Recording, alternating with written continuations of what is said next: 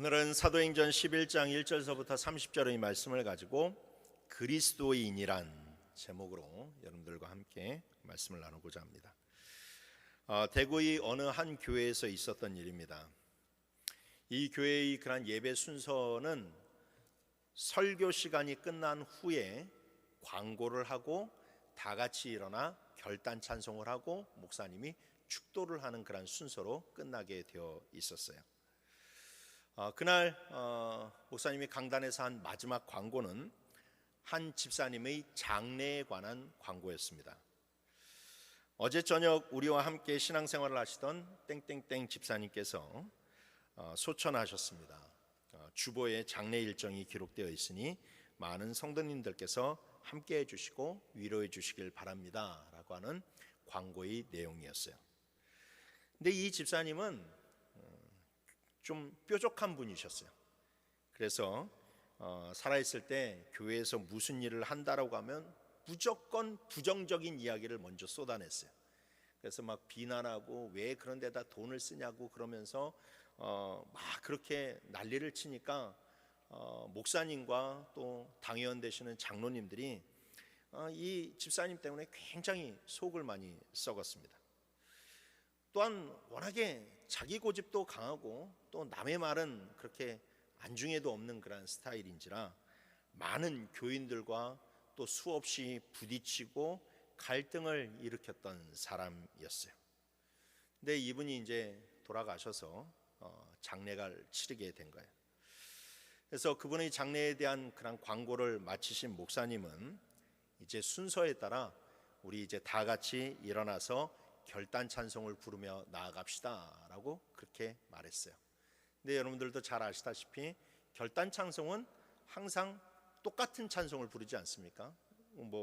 우리 교회 같은 경우는 일부 예배 때 주보에 보시면 찬송가 302장 1절을 1년 동안 그렇게 계속 부르고 해마다 이렇게 바꾸게 되기 때문에 이날도 그 교회에서 정해진 그런 결단 찬송을 부르게 되었어요.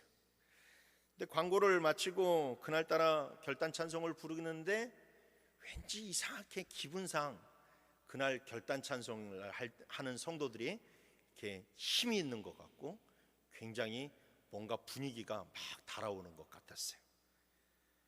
그날 그 교회의 결단 찬송은 찬송가 185장 이 기쁜 소식을 온 세상에 전하세라고 하는 그런 찬송을 불렀다고 하죠.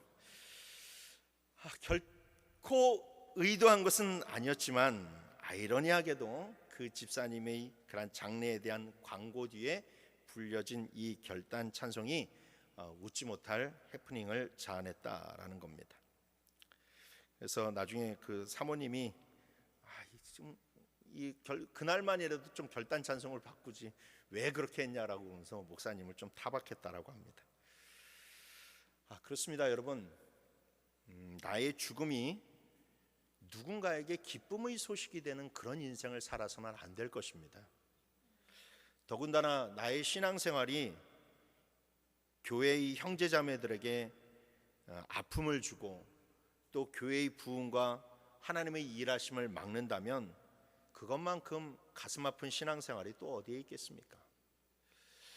오늘 우리가 읽은 본문은 두 교회에 관한 이야기입니다. 한 교회는 베드로가 이방인인 고넬료의 집에 가서 복음을 전한 것에 대해서 분노하고 책망하고 정죄하는 예루살렘 교회였고, 또 다른 교회는 수많은 헬라인들에게 복음을 전하여 그 수많은 이방인들이 돌아오는 것을 기뻐하는 안디옥 교회였습니다. 우리가 잘 아시다시피 예루살렘 교회는 모든 교회의 모교회입니다. 먼저 된 교회입니다. 예수님은 예루살렘 교회에 커다란 사명도 주셨죠. 하지만 예루살렘 교회는 성령이 임하고 난 후에 처음에는 뜨겁고 기쁨으로 가득했지만, 그리고 크게 부흥했지만 어느 순간 정체하고 말았어요. 반면 안디옥 교회는 나중된 교회였고 처음에는 변변한 목회자도 없는 그런 어려운 교회였지만, 그러나 기쁨과 즐거움이 점점 넘치는 교회였고 시간이 지날수록 점점 크게 부흥하는 교회였습니다. 두 교회가 이렇게 뚜렷한 차이를 보이는 이유는 분명했습니다. 예루살렘 교회 안에는 하나님의 뜻과는 정반대로 가는 자들이 많았던 반면, 안디옥 교회는 하나님의 인도하심을 따라 그 뒤를 졸졸 따라가는 그런 자들이 많았기 때문에 그렇습니다. 오늘날 믿는 자들을 칭하는 이 보통 명사가 된 그리스도인이라고 하는 이 말은 성경에 보니까 안디옥 교회에서부터 시작된 말이다라고 이야기하고 있어요. 26절에 안디옥에서 비로소 그리스도인이라 일컬음을 받게 되었더라라고 이야기하고 있죠. 그리스도인이라고 하는 말의 뜻은 그리스도를 따르는 사람들이라고 하는 뜻이에요. 그리스도의 완전한 추종자라고 하는 그런 뜻이에요. 그러니까 이 믿지 않는 그런 사람들이 저 사람들은 그리스도밖에 몰라 라고 하는 그러한 투로 이야기한 말이라는 것이죠. 그런데 여러분, 어디로 보나 이 그리스도인이라고 하는 명칭은, 즉 그리스도를 따라가는 사람들이라고 하는 이 명칭은 예루살렘 교회가 받아야만 됐어요. 왜 그렇습니까? 예루살렘 교회는 예수님의 12사도들이 다 출석하는 교회예요. 오순절날 성령 강림을 받은 교회입니다. 그리고 그 안에 있는 수많은 그런 성도들이 다 대부분 살아있을, 예수님이 이 땅에서 살아서 역사하실 때에, 이 땅에 계실 때에 다 예수님의 얼굴도 보고 예수님의 육성도 보고 육성도 듣고 또한 예수님의 인품도 경험했던 사람들이었어요. 그렇기 때문에 이 교회는, 이 그리스도인에 대한 이 명칭은 예루살렘 교회가 받아야만 됐어요. 그런데 이상하게도 이제 세워진 지 갓 1년이 조금 넘은 교회였던 안디옥 교회가 그리스도라고 하는 그런 최초의 칭호를 받게 되었다라는 겁니다. 그리고 오늘 본문에서 이 누가는 26절과 29절에서 자꾸 이 안디옥 교회 성도들을 뭐라고 부르냐면 제자들이라고 부르고 있어요. 제자들. 그러니까 성경이 여러분 이것에 대해서 이야기하고 있는 것은 그리스도인이라고 하는 것이 단순히 예수를 따른다고 받을 수 있는 칭호도 아니고 예수를 안다고 해서 받을 수 있는 칭호도 아니라는 거예요. 그리스도인이라고 하는 이 명칭에는 더욱더 깊은 의미가 있다는 것을 보여주고 있는 것이죠. 그래서 우리는 본문을 통해서 그리스도인이란 과연 누구이고, 그리고 어떤 교회가 참된 그리스도인이 모인 공동체라고 불릴 수 있는가에 대한 깨달음을 얻을 수 있습니다. 오늘 말씀에 우리 자신을 비추어 보면서 우리 모두가 정말로 참된 그리스도인으로 거듭나기를 원하고, 우리 광연순복음교회가 참된 그리스도인의 공동체로 거듭나기를 주님의 이름으로 축원합니다. 첫 번째로 참된 그리스도인이란 하나님의 뜻에 전적으로 따르는 자들임을 기억하시길 바랍니다. 오늘 1절 2절 말씀해 보시면 유대에 있는 사도들과 형제들이 이방인들도 하나님의 말씀을 받았다 함을 들었더니 베드로가 예루살렘에 올라갔을 때에 할례자들이 비난했다라고 이야기합니다. 고넬료의 가정에 성령이 임하시는 그러한 사건은 정말로 뜻깊은 사건이었어요. 이제 예수 그리스도의 그런 복음이 이방에 전파되었다라고 하는 그런 이 시발점을 가리키는 그런 사건이었고, 그리고 하나님의 그런 백성들이 무궁무진하게 많아질 것을 뜻하는 그런 엄청난 사건이었다라는 겁니다. 그런데 이 소식을 들었을 때, 이 소식을 이렇게 들었다면 참 감사해야 될 일이고 찬송해야 될 일인데, 이상하게도 예루살렘 교회는 이 사건을 그렇게 받아들이지 않았습니다. 그들은 이 사건을 베드로가 무할례자의 집에 들어간 사건으로 보면서 이것을 굉장히 못마땅히 여겼어요. 그래서 베드로가 이 가이사랴에서 예루살렘으로 다시 돌아오자마자 아주 언짢은 그런 얼굴을 띠면서 이 베드로에게 이 문제를 따지고 나섰어요. 본문은 베드로를 비난하는 사람들을 가리켜서 할례자들이라고 이렇게 이야기하고 있습니다. 이것은 이들이 대단한 선민주의와 그리고 율법주의에 사로잡혀 있다라는 것을 지적하는 명칭이에요. 안디옥 사람들은 그리스도인이라고 칭함을 받는데 이 예루살렘 교인들은 할례자들이라고 칭함을 받고 있다라는 것이죠. 이들은 예수를 믿었지만 그리고 성령을 받았지만 여전히 율법주의에서 벗어나지 못하고 있음을 성경이 지적하고 있는 겁니다. 그래서 베드로가 고넬료의 집에 들어갔다라는 소식을 들었을 때 참으로 화가 많이 났다라는 거죠. 여러분, 얼마나 안타까운 일입니까? 지금 커다란 빅뉴스는 이방인들도 하나님의 말씀을 받았다라는 거예요. 그런데 이 사람들은 그 엄청난 뉴스에는 관심이 하나도 없고 오로지 베드로가 이방인 집에 들어갔다라는 그 사실만 붙잡고 물고 늘어지고 있으니 여러분, 이것이 얼마나 뼈아픈 일이고 또한 영적으로 보게 되면 그들이 하나님이 하시고자 하는 일을 불쾌하게 여기고 성령의 역사를 지금 자기네들이 막고 있다라는 거예요. 자신이 돌아오자마자 다짜고짜 불쾌한 말로 따지는 유대인들을 보면서 베드로는 당황해하지 않았어요. 왜냐하면 이것은 자기가 가면 뻔하게 예상되는 문제였었고 왜 그들이 그러는지를 이해했기 때문에 그렇습니다. 베드로도 그래서 성도들한테 예루살렘 사람들에게 이야기합니다. 나도 처음에 하나님이 보자기 환상을 보여주셨을 때 너희들보다 더 강한 어조로 하나님의 뜻에 반대했다라고 이야기를 해요. 한 번만 반대를 한 것이 아니라 3번에 걸쳐서 그것을 반대했다라고 이야기합니다. 그런데 베드로는 그래도 어쩔 수 없었다라고 또 이야기를 합니다. 왜냐하면 그것이 하나님의 뜻이었기 때문에 나도 그것을 어쩔 수가 없었다라고 이야기합니다. 17절 말씀에 보면 그런즉 하나님이 우리가 주 예수 그리스도를 믿을 때에 주신 것과 같은 선물을 그들에게도 주셨으니 내가 누구이기에 하나님을 능히 막겠느냐라고 이야기하죠. 여기에서 내가 누구이기에 하나님을 능히 막겠느냐, 이것이 여러분 중요합니다. 베드로는 감히 하나님 앞에서 3번이나 안 된다라고 이야기할 만큼 누구에게도 뒤처지지 않을 만큼의 자기 고집이 있었고 자기 생각이 있는 사람이에요. 여러분, 이건 보통 담대한 사람이 아니고서는 할 수가 없어요.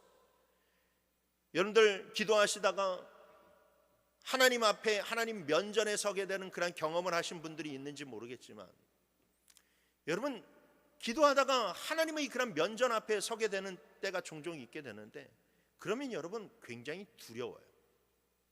이게 하나님의 음성인지 아닌지를 판단할 필요도 없이 굉장히 하나님의 이 어미하심에 서게 되면요 여러분 두렵습니다.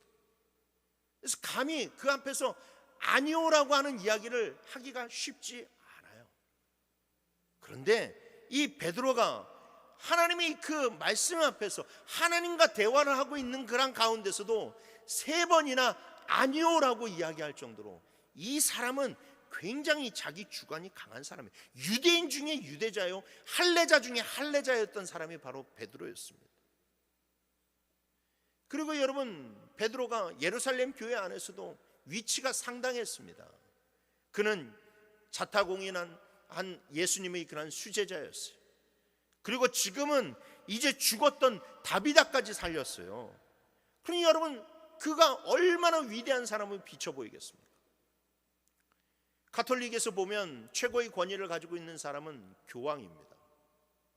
이 교황의 그런 권위는 우리 개신교가 가지고 있는 그런 이 목회자의 권위와는 비교도 되지가 않죠. 근데 교황의 권위가 그렇게 센 이유가 무엇인 줄 아십니까? 가톨릭에서는 1대 교황을 누구로 믿느냐? 베드로로 생각을 합니다. 베드로로 믿고 있어요. 그리고 그 뒤를 이은 2대, 3대, 20몇 대에 이르기까지 다 그 사람들은 이 베드로의 그런 권위를 물려받는다라고 생각하고 있어요. 그러니까 이 베드로의 그런 위치가 그만큼 커다란 것입니다. 그런데 이 베드로가요, 성령을 받고 난 후에, 그리고 고넬료의 그런 사건을 겪으면서 한 가지 확실하게 깨달은 것이 있어요. 그것은 내가 하나님 앞에서 아무것도 아니라는 거예요. 아무리 내가 잘났어도, 아무리 내가 능력이 있어도, 아무리 내가 사람에게 높임을 받는 사람이라고 할지라도 하나님 앞에서는 내가 아무것도 아니라는 거예요. 그래서 하나님이 이것을 결정하시면, 하나님이 그렇게 하시겠다라고 하면 나란 놈이 무엇이기에 그 하나님을 막을 수 있겠냐는 것이죠. 베드로는 자신은 아무것도 아니기 때문에 하나님의 그 결정을 막을 수가 없었다라고 얘기해요. 눈앞에서 하나님이 그들에게 성령님을 부어주시는데 내가 어떻게 할 수 있겠냐라고 이야기합니다. 내가 그것을 막을까? 내가 하나님 앞에 그들에게 그것을 주지 말라고 기도할까? 내가 그렇게 해야 되겠습니까? 라고 예루살렘 교회 성도들에게 물었어요. 그 말을 듣자 반대자들은 잠잠해질 수밖에 없었습니다. 그리고 적지 않은 그런 사람들이 하나님께 영광을 돌렸다라고 성경은 기록합니다.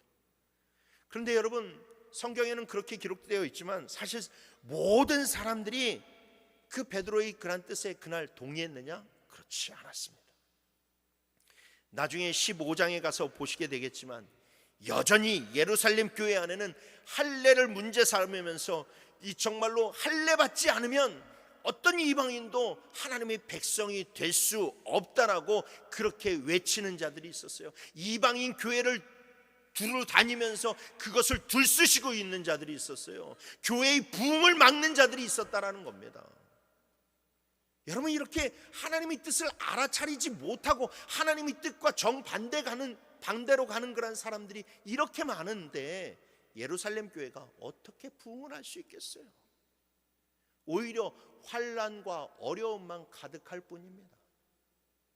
그래서 이제 다음 주에 살펴보게 될 이 사도행전 12장에 보게 되면 예루살렘 교회에 아주 큰 환난이 불어닥치게 돼요. 큰 환난이 불어닥치게 돼요. 그런데 여러분, 안디옥 교회는 어떻게 세워진 교회입니까? 스데반의 일로 흩어졌던 다른 제자들도 빌립 집사님처럼 돌아다니면서 복음을 전했어요. 그런데 그들도 처음에는 이곳저곳을 다니면서 복음을 전할 때에 유대인들에게만 찾아가서 복음을 전했다라고 성경은 이야기합니다. 19절 말씀해 보시면 그때에 스데반의 일로 일어난 환난으로 말미암아 흩어진 자들이 베니게와 구브로와 안디옥까지 이르러 유대인에게만 말씀을 전하는데 라고 나와 있죠. 그들 또한 헬라파 유대인이라 할지라도 어려서부터 엄격한 율법 안에서 자랐기 때문에 그들은 율법의 중요함을 알고 있었고, 그들도 다 할례를 받은 사람들이었기 때문에 할례자들이었던 유대인들에게만 찾아가서 복음을 전했어요. 여기까지는 그들도 예루살렘 교인들과 다를 것이 하나도 없는 사람들이었어요. 그런데 20절에 보니까 그 중에 몇 사람이 안디옥에 이르렀을 때에 그곳에서 헬라인들에게도 복음을 전했다라고 이야기합니다. 이방인들에게도 복음을 전했다라고 이야기하고 있어요. 아니, 이제껏 계속해서 유대인들에게만 복음을 전했던 이 사람들이 갑자기 무슨 심경의 변화가 일어나서 헬라인들에게도 복음을 전했을까요? 그 이유는 성령 하나님께서 그 전도자들에게 헬라인들에게도 복음을 전해라고 명령하셨기 때문에 그래요. 여러분, 하나님이 베드로에게만 이방인 고넬료에게 가서 복음을 전하라고 그렇게 말씀하셨을까요? 아닙니다. 지금 하나님의 이방인들을 향한 하나님의 역사는 전방위적으로 일어나고 있어요. 빌립이 에디오피아 이 간다게의 그런 내신을 만나서 그에게 복음을 전할 때에도 그가 행하고 그가 계획하고 그가 뜻하였던 일이 아니라 성령 하나님께서 그에게 감동을 주시고 성령 하나님이 가라하시고 성령 하나님이 전하라고 하셨기 때문에 그가 전한 거예요. 베드로도 정말로 죽기보다 그것을 하기가 싫었지만 성령 하나님께서 그에게 감동을 주시고 그에게 명령하셨기 때문에 그 일을 할 수 있었다라는 것이죠. 그리고 이 전도자들도 똑같이 그렇게 유대인들에게 복음을 전하려고 안디옥 지역에 갔는데, 그때 성령 하나님께서 이들에게 유대인에게만 복음을 전하지 말고 이방인들에게도 복음을 전하라고 그렇게 감동을 주셨고 명령을 하셨고, 그리고 이 사람들이 그 명령에 순종하여서 안디옥에 복음을 전했더니 수많은 이방인들이 예수를 믿기 시작하고, 그래서 그 이방인들이 모여서 안디옥 교회가 세워졌다라는 것이죠. 그렇습니다, 여러분. 신앙생활이란 이처럼 성령님과 보조를 맞추는 거예요. 그런데 여러분, 성령님과 함께하는 것은요, 성령님과 이렇게 손을 잡고 대등하게 가는 것이 아니라 성령 하나님과 우리와의 그러한 관계에서 주권은 성령 하나님께 있음을 기억하시길 바랍니다. 여러분, 15절에서도 볼 수 있듯이 성령님은 우리 가운데 임하시는 하나님이에요. 성령님은 임재하시는 하나님이에요. 하나님.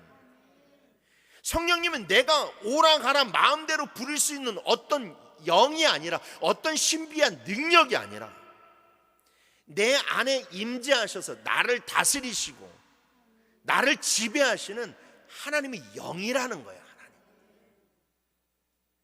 그래서 성령 충만하게 되면 성령이 주시는 감동대로 사는 것이고, 성령이 시키는 일을 순종하는 것이고, 성령님이 기뻐하시는 일을 나도 기쁨으로 따라가는 것, 그것을 준행하는 것, 그게 여러분 진짜 성령 충만한 사람의 바른 자세라는 거예요. 여러분, 23절에 보니까 바나바가 안디옥 교회에 도착했을 때에 그는 하나님의 은혜를 보고 기뻐했다라고 얘기해요. 여러분, 여기에서 말하는 하나님의 은혜란 무엇일까요? 이방인들에게도 하나님이 성령을 부어주시는 사건을 이야기하는 거예요. 가서 보았더니 하나님이 수많은 이방인들에게 성령을 부어주시고 은사를 부어주시고 막 은혜를 부어주시는 거예요. 예루살렘 교인들은요, 그것을 하나님의 은혜로 생각하지 않았잖아요. 불쾌했잖아요. 기분 나빠했잖아요. 그런데 바나바는 성령 충만하니까 가니까 그게 하나님의 은혜로 보이는 거예요. 하나님의 은혜로 보이는 거. 여러분, 진짜 그리스도인은요, 이 하나님의 은혜를 발견할 수 있어야만 돼요. 그게 눈이 보여야 돼요. 그리고 그것을 기뻐할 수 있어야만 돼요. 제가 여러 교회에서 부교육자 생활을 하면서 보다 보면 어떤 교회는요, 여러분, 저렇게 주일학교 이 여름 성경 학교를 하고 행사를 하고 아이들 그 교육부 그렇게 행사를 하게 되면요, 왜 그렇게 거기에다 돈을 많이 써야 되냐고 그러면서 올렸던 그런 예산도 깎고 지원도 잘 안 해주는 그런 교회들이 있어요. 뭐가 중요한지를 보지를 못하는 거예요. 그들에게 있어서는 눈에 보이는 돈만 중요했지, 그 사역으로 인하여서 그 어린 영혼들에게 어떻게 주님을 만나고 어떤 일들이 벌어질지를 모르는 거예요. 바라보지를 못하는 거예요.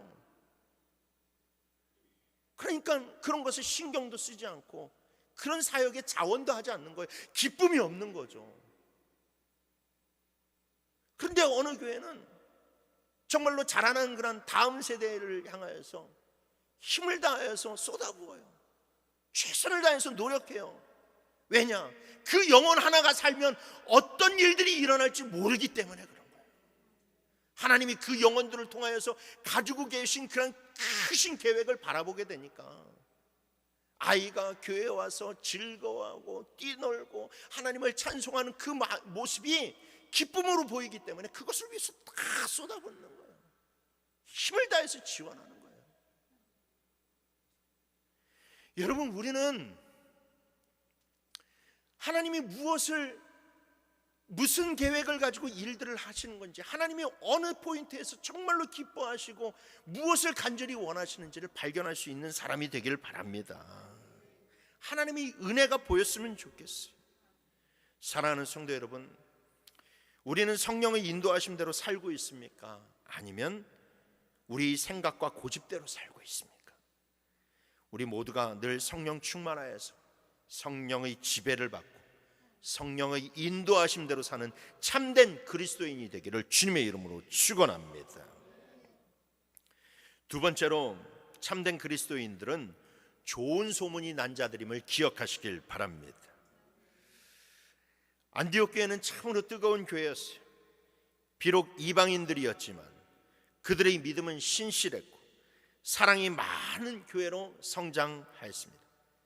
그리고 그 소문은 예루살렘까지 이르게 되었어요. 22절 말씀에 예루살렘 교회가 이 사람들이 소문을 듣고 바나바를 안디옥까지 보냈다라고 이야기합니다. 안디옥 교회에서 요청을 해서 바나바를 보낸 것이 아니라 소문이 들려지게 되니까 그 일이 참된 일인지를 알아보기 위해서 진짜 안디옥 교회에 그렇게 이방인들이 그런 교회가 막 숫자가 늘어나고 있는지를 그렇게 알아보기 위해서 바나바를 오히려 예루살렘 교회에서 보냈다라는 겁니다. 여러분, 사람들은 좋은 일이건 나쁜 일이건 남의 일 말하는 것을 좋아합니다. 그래서 지극히 작은 일이라도 급속히 소문이 나게 돼 있어요. 오죽하면 발 없는 말이 천리를 간다라고 하는 속담까지 있지 않습니까? 그런데 여러분, 특히 그리스도인들은, 그리고 교회는 세상에서 소문나기 딱 좋은 대상이에요. 사람들이 이 교회가 거의 그래 너희들 얼마나 잘하는지 보자라고 하는 그런 심보도 있겠지만, 무엇보다도 하나님께서 성도와 교회를 세상의 구경거리로 세우셨기 때문에 그래요. 고린도전서 4장 9절 말씀 우리 다 같이 한번 읽어볼까요? 시작.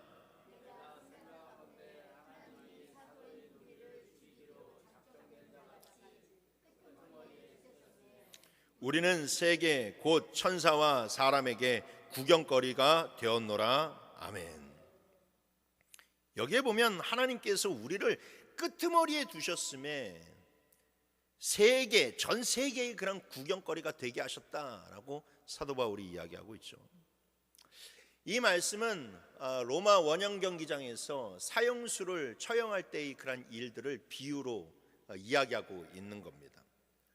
로마에서는 어떤 흉악한 그런 범죄나 사형수들을 그렇게 처형을 하게 될 때에 이 큰 원형 경기장에 끌고 나와서 그에게 검을 쥐어주면서 아주 싸움을 잘하는 그런 군사와 함께 검투 시합을 하게 만들거나, 아니면 맹수를 풀어놓아서 그 맹수에게 막 그 쫓기면서 죽어가게 하는 그런 일들을 자행하게 되었어요. 그 일을 통해서 이렇게 흉악한 범죄를 저지르면 어떤 결과가 있을 것이라고 하는 그런 본을 보여주기 위함이었죠. 그런데 나중에 초대교회가 점점 커가게 되면서 로마가 이 초대교회를 박해하기 시작할 때에 그와 똑같은 일들을 저지르게 됩니다. 믿는 자들을, 이 사람들이 가득 메워져 있는 그런 경기장 안에 집어넣고 그 다음에 거기에서 굶주린 그런 사자들을 풀어놓는 거예요. 그런데 여러분, 그때 이 원형 경기장 안에 있는 이 크리스찬들은 어떤 모습을 보였을까요? 자기 죽음을 구경하려고 모여있는 그 수많은 그런 사람들 앞에서 그들은 어떤 모습을 보였을까요? 초대교회의 그런 문서들을 보게 되면 수많은 문서들이 증언하기를 초대교회 성도들은 그 원형 경기장 앞에서 이 사자가 다가오는데도 불구하고 함께 모여서 기도하고 찬송했다라고 합니다. 옆에서 사람들이 계속해서 물려 죽어가는데도 불구하고 하나님의 이름을 부르짖으면서 그 가운데서 찬송하고 하나님의 영광을 높이 올려 드렸다라는 거예요. 그 광경을 그 경기장 안에 있는 모든 사람들이 보았어요. 누군가의 그런 처참한 죽음을 구경거리로 보려고 거기에 모였는데 그들이 그곳에 모였을 때 숭고한 사람들이 죽음을 보게 된 거예요. 순교를 보게 된 거예요. 그리고 그 광경을 목격한 사람들이 나아가서 크리스찬에 대해서 이야기를 하기 시작합니다. 소문을 퍼뜨려주기 시작을 하는 거예요. 과연 크리스찬이라는 사람들은 어떤 사람인가? 그리스도인이라고 하는 사람들은 어떤 사람인가? 부정적인 이야기가 퍼져나갈 것 같았는데 그렇지 않았습니다. 그들의 담대한 믿음과 도대체 그들의 그런 신앙에는 무엇이 있기에 굶주린 사자 앞에서도 그들을 두렵게 하지 않는가 라고 하는 소문들이 일파만파 퍼져나가기 시작하면서 그 소문을 듣고 믿는 사람들이 많아지기 시작을 하는 거예요. 로마는 계속해서 기독교를 막으려고 하지만 그러나 그 소문이 걷잡을 수 없이 번져나가게 되면서 교회는 더욱더 커져만 가게 되고 결국 기독교가 나중에 로마 제국을 집어삼키고 말았습니다. 그렇습니다. 여러분, 크리스천은 누군가에게 보여주려고 하는 외식적인 삶을 살아서는 안 됩니다. 하지만 그 삶이 누군가에게 보여질 수밖에 없다라는 것도 사실입니다.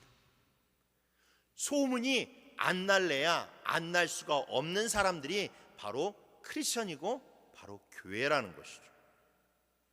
그렇다면 여러분, 소문이 나야 한다면 어떤 소문이 나야 할까요? 좋은 소문이 나야 됩니다. 믿음의 소문이 나야만 됩니다. 여러분, 가장 강력한 전도 중에 하나가 무엇이냐? 좋은 소문이 나는 거예요.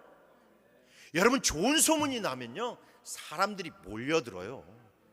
음식점도 맛이 좋다라고 소문이 나게 되면 사람들이 거기에서 30분을 기다리든 1시간이 기다리든 그 거리가 1시간이 걸리든 차를 타고 그 음식점을 가잖아요. 교회도요 여러분, 좋은 소문이 나면요 여러분, 우리가 전도도 해야 되겠지만 알아서 사람들이 찾아옵니다. 그래서 여러분, 교회는 좋은 소문이 나야 돼요. 로마에 있었던 로마 교회는 얼마나 믿음이 좋았던지 로마서 1장 8절에 너희 믿음이 온 세상에 전파됨이로다 라고 얘기했어요. 그 믿음이 좋은 것이 막 소문이 나는 거예요. 소문이 나는 거예요. 또한 예루살렘 교회도 초기에 부흥할 때 어땠어요? 막 사람들이 칭송을 하는 거예요. 예루살렘 교회에 대해서 칭송을 하는 거예요. 좋은 소문이 그냥 예루살렘 안에 파닥 하는 거예요. 그럼 막 사람들이 몰리는 교회가 되었어요. 그런데 여러분, 반면에 고린도 교회는 어떻습니까? 고린도 교회 고린도전서 1장 11절 말씀해 보니까 고린도 교회는 교우들이 매번 싸우는 분쟁으로 소문난 교회였어요. 음란하라고 소문난 교회였어요. 그러니까 여러분, 누가 그런 교회를 가고 싶겠어요? 누가 그런 교회를 가고 싶겠어요? 사람들이 그런 발길이 끊긴 그런 교회가 되어버리고 말았다는 거예요. 여러분, 이처럼 그리스도인과 교회는 소문에 시달리게 되어 있어요. 그렇다면 여러분, 우리는 어차피 소문 날 거 좋은 소문의 주인공이 되어야만 됩니다. 좋은 소문이 나면 사람들이 몰려드는 교회가 되고 칭송받는 사람이 되지만 나쁜 소문이 나면 아무리 전도해도 여러분 헛수고예요. 교회 문턱을 밟아가지고 들어왔다가 소문 듣고 나가요. 여러분, 백날 우리가 자화자찬해봐야 무슨 소용이 있겠어요? 좋은 소문이 나서 남이 인정을 해주어야만 됩니다. 내가 그리스도인이라고 말하는 것 여러분 소용없어요. 다른 사람들이 나를 그리스도인이라고 인정해 주어야만 돼요. 다른 사람이 믿는 사람이든 믿지 않는 사람이든 그래도 저 교회는 교회야, 그래도 저 사람은 믿는 사람이야 라고 인정을 해야지 의미가 있는 것이지, 백날 우리 교회는 좋은 교회입니다, 우리 교회는 은혜가 넘치는 교회입니다, 우리가 그렇게 이야기하지만 정작 소문은 나쁜 소문으로 퍼진다면 여러분 아무 소용이 없는 거예요. 안디옥 교회는 세상으로부터 그리스도인이라고 인정을 받는 교회였어요. 야, 저 교회는 진짜 골수 예수 분자들만 있는 그런 교회라고 소문난 교회였어요. 그러니까 사람들이 몰리기 시작하라. 잠언서 27장 2절 말씀에 타인이 너를 칭찬하게 하고 내 입으로는 하지 말며 외인이 너를 칭찬하게 하고 내 입술로는 하지 말라라고 이야기했어요. 로마서 14장 18절 말씀에 이로써 그리스도를 섬기는 자는 하나님을 기쁘시게 하며 사람에게도 칭찬을 받느니라 라고 이야기합니다. 예수님도 말씀하셨죠.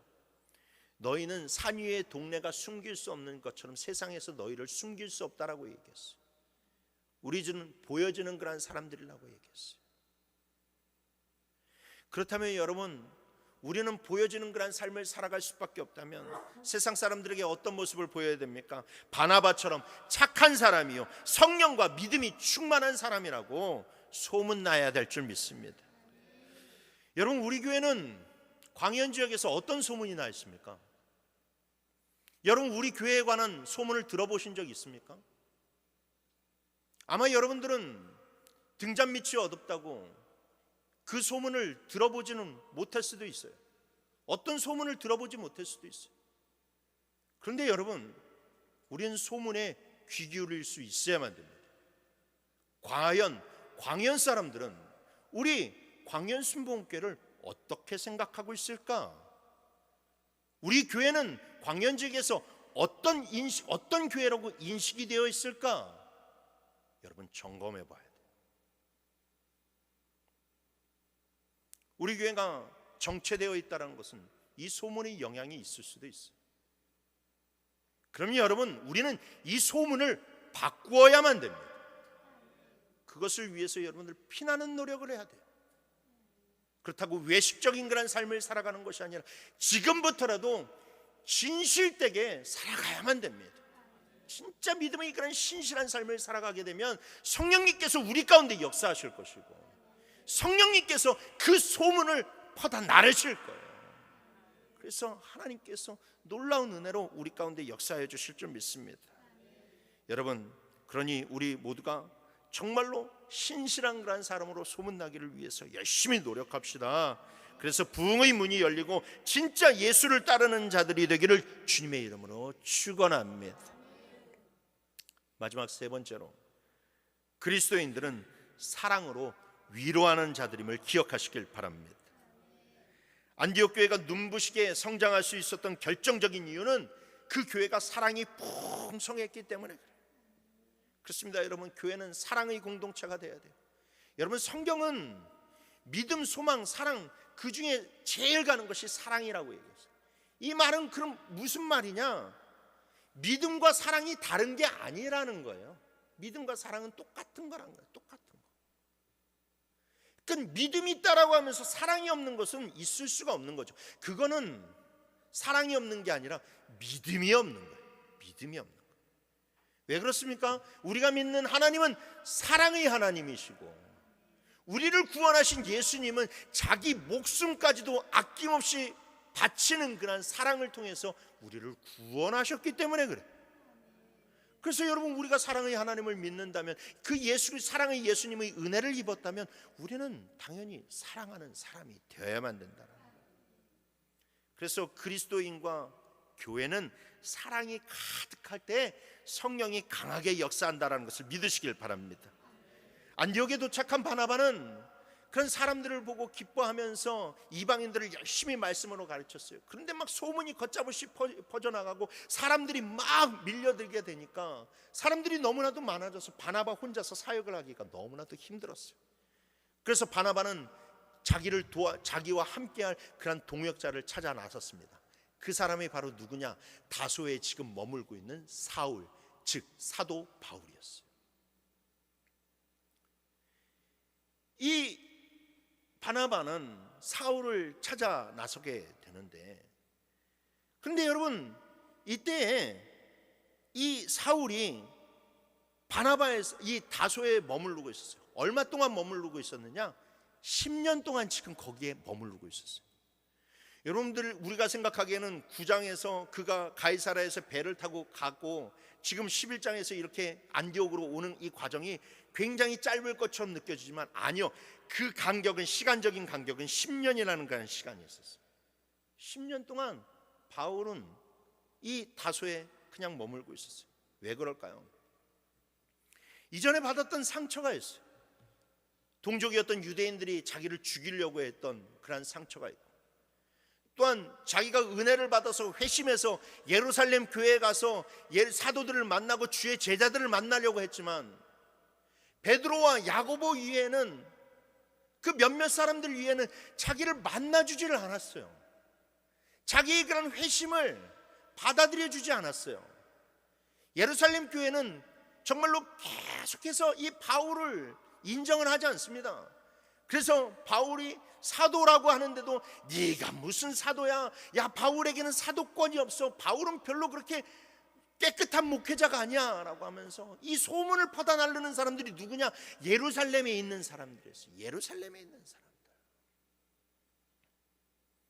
그러니까 이 사울이 그거에 대한 그런 상처가 깊은지라 일도 하지 못하고 10년 동안 그 다소 안에서 그렇게 있었다는 거예요.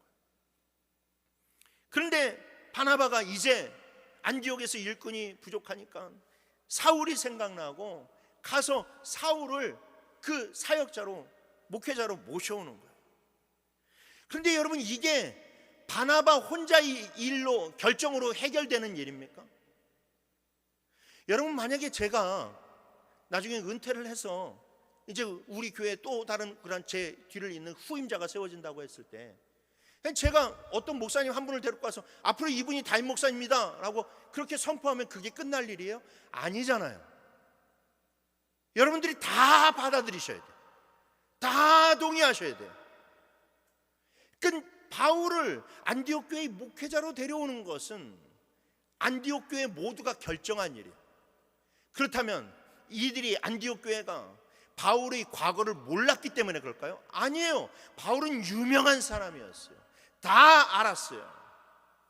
그럼에도 불구하고 안디옥 교회가 기쁨으로 바울을 자기네들의 그런 목회자로 받아들인 것은 바나바가 똑같이 예루살렘 교회에서 했던 것과 똑같이 안디옥 교회 사람들한테도, 바울이 이전엔 그런 사람이었지만 하나님께서 그를 변화시키셨고 그에게 감동을 허락하여 주셔서 그 사람은 이제 전혀 다른 사람이 되었고, 이 사람에게 하나님께서 놀라운 사명과 은혜를 허락하여 주셨기 때문에 우리가 이 사람을 받아들이면, 이 사람을 정말로 사랑으로서 위로하고 받아들이면 이 사람이 하나님의 큰 일꾼이 될 것입니다 라고 이야기했을 때 모든 사람들이 그것을 받아들였다라는 거예요.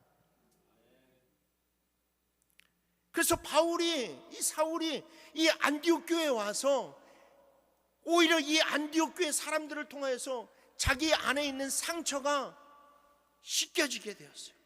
위로를 받게 되었어요. 그러니까 위로를 받게 되고 자기가 이 상처가 낫게 되니까 사울도 힘이 나는 거예요. 막 힘이 나기 시작하는 거예요. 여러분, 목사가 이 위에서 이렇게 딱 이 설교를 할 때 여러분들이 아멘 아멘 하고 그러면 막 힘이 나가지고 막 설교해요. 근데 막 그냥 겨들어가는 그런 목소리로 아멘 아멘 이러면 막 힘이 안 나요. 그러니까 여러분, 사울이 와서 막 하는데 이 안디옥 교회 사람들이 지난 상처도 묻지도 않고 막 격려해주고 막 이 목회자로 대우해주고 막 하니까 또 이 사울은 힘이 나기 시작하고, 그러니까 그 힘이 나는 그런 권능으로 주의 일을 열심히 하고, 그러니까 서로가 막 그 사랑 가운데서 시너지 효과가 나는 거예요. 시너지 효과. 교회가 부흥할 수밖에 없죠. 서로를 헐뜯고 서로의 과거를 들춰내면 여러분, 그게 무슨 도움이 되겠습니까? 그뿐만이 아니에요. 오늘 본문의 말미에 보면 글라우디오 황제가 다스리던 때에 천하에 큰 흉년이 들었다라고 이야기합니다.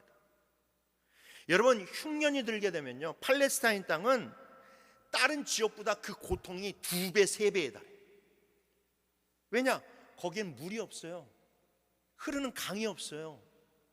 그러니까는 다른 데는 강도 있고 뭐 있으니까 그래도 견딜 만한 여력이 있는데 이 팔레스타인은 견딜 만한 여력이 없어요.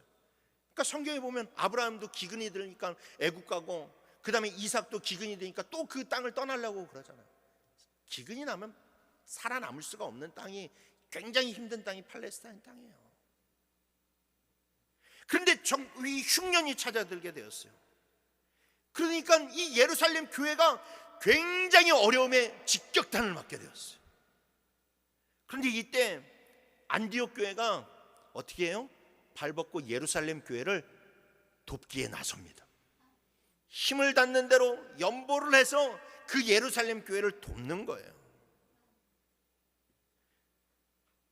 안디옥 교회는 흉년이 없기 때문에, 아니요, 천하의 흉년이 있었다라고 그랬잖아요. 그러니까 이 천하의 흉년이 있었다는 것은 안디옥 교회도 어려웠다는 거예요. 그런데 안디옥 교회는 자기네들보다 더 예루살렘 교회가 어려울 거라고 생각하니까 힘을 다해서 예루살렘 교회를 도왔어요. 근데 여러분, 이게 정말로 엄청난 일이죠. 왜냐? 지금 이 상황은 아까도 말씀드렸다시피 아직 예루살렘 교회와 안디옥 교회의 앙금이 해결되지 않았어요. 여전히 예루살렘 교회는 이 안디옥 교회를 못마땅해 하고 있어요. 이 할례도 맞지 못한 이 사람들, 너희들은 뭔가 부족한 사람들이야, 맨 그렇게 정죄하고 그렇게 비난하는 그런 예루살렘 교회였단 말이에요. 그럼 이쯤 되면 제가 안디옥 교회 목회자였으면 저는 여러분들한테 쌤통이지 않습니까 여러분? 예루살렘 교회가 저렇게 하나님한테 불순종하니까 저렇게 벌을 받는 겁니다 라고 그렇게 설교했을 것 같아요. 그런데 안디옥 교회는 그렇지가 않았어요.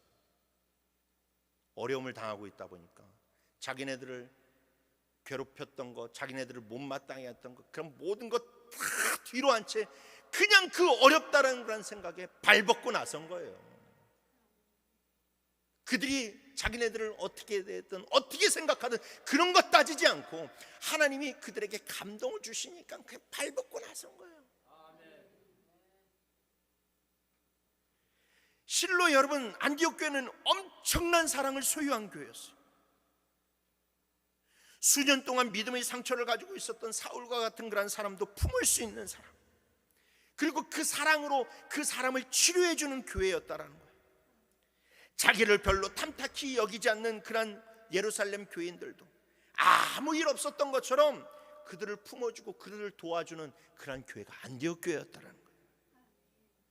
여러분, 그렇습니다. 교회는 사랑의 크기가 그 교회의 크기를 결정한다는 것을 기억하시길 바라요.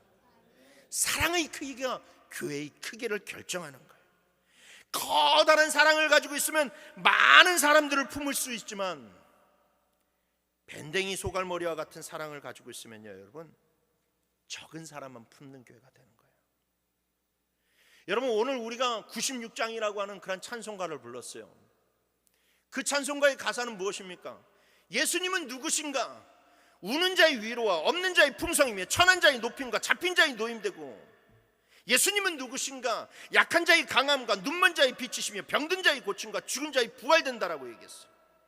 예수님은 누구신가? 추한 자의 정함과 죽을 자의 생명이며 죄인들의 중보와 멸망자의 구원이 되신다라고 얘기했어요. 교회는 이런 사람들을 품어야 된다라는 거예요. 품을 수 있어야 된다라는 거예요. 우는 자들, 위로받은 자들, 상처받은 자들, 천한 자들, 높은 자들, 잡힌 자들, 약한 자들, 추한 자들, 죽을 자들, 성격이 더러운 사람들, 성격이 좋은 사람들, 그런 거 상관없이 교회는 그런 사람들 품어야 된다는 거예요. 그런 사람들 품어서 예수 그리스도의 제자로 만드는 것이 교회예요, 여러분. 예수님은요, 사람들한테 자기 자신을 의원이라고 이야기하면서 멀쩡한 사람은 필요 없다라고 얘기했어요. 환자들만이 오로지 교회에 필요하다라고 그랬어요. 여러분, 교회는 병원이에요. 교회는 병원이에요. 부족한 사람들이 오는 곳입니다. 위로 받아야 되는 사람들이 와야 돼요. 심지어 귀신 들린 사람도 와야지 치료받는 것이 교회예요. 근데 여러분, 우리가 맨 좋은 스펙을 가지고 있고 멀쩡한 사람들, 사회에서 잘 나가는 그런 사람들만, 좋은 사람들만 교회에 넘치길 원한다? 여러분, 이것은 옳지 않은 일이에요. 시간이 갔지만 제가 잠깐 개인적으로 있었던 간증을 한번 말씀을 드릴게요. 제가 올해 들어와서 여러분들한테도 기도의 제목들을 이야기했지만 우리 교회에 3040 세대가 많아져야 된다라고 그렇게 생각했어요. 그리고 여러분들한테 기도하자고 이야기했어요. 그리고 열심히 그것을 위해서 기도했어요. 그런데 하나님이 달라고 하는 3040 세대는 주지 않으시고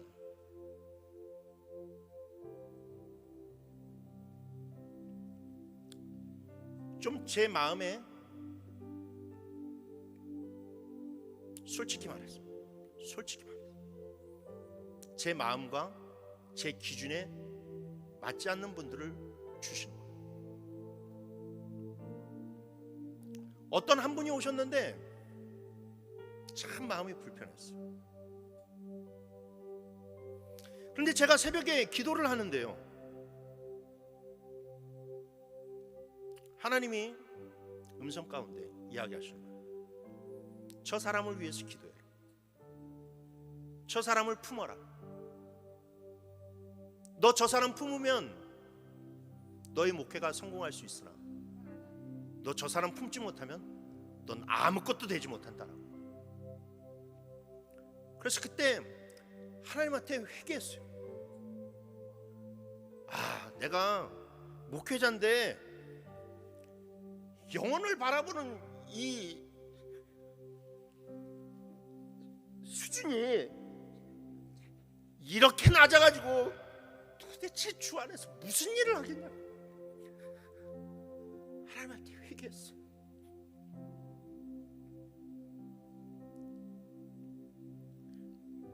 그래서 그분을 위해서 열심히 기도했어. 최선을 다해서 기도했어.